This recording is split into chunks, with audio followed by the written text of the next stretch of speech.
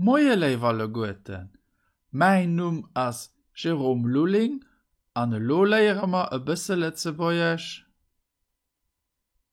An haut mach ma eng Übung vu Miriam iwwer den Imparfait, konjugéiert Sinn an hunn am Imparfait kombinéiert.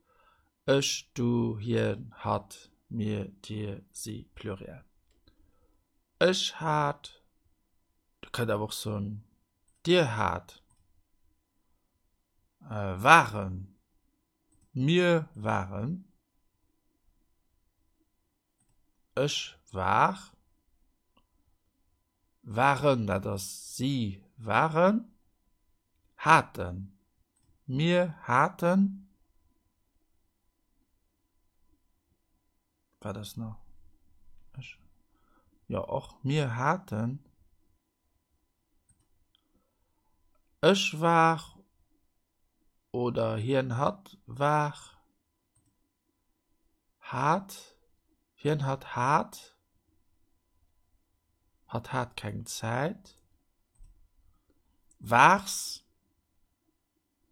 ja, das kann immer du sein, du warst krank, du hast keine Zeit, ich hat keine Zeit, an dir wart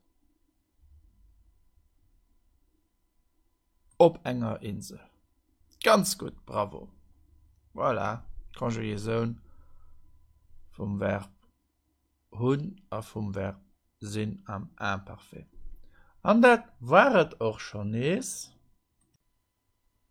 Nach viel méi so Übungen fand op ménger Internetseite exercice.delu, Theorie dazu fand op grammaire.delu, der fand mich auch op Facebook an op YouTube, an danach die Bücher mit denen ich die Sendungen immer präparieren, Verbentabellen op Letzebäuerch an 170 Witzer op Letzebäuerch. Vielmals merci für Ihre Aufmerksamkeit, bis hoffentlich geschwind.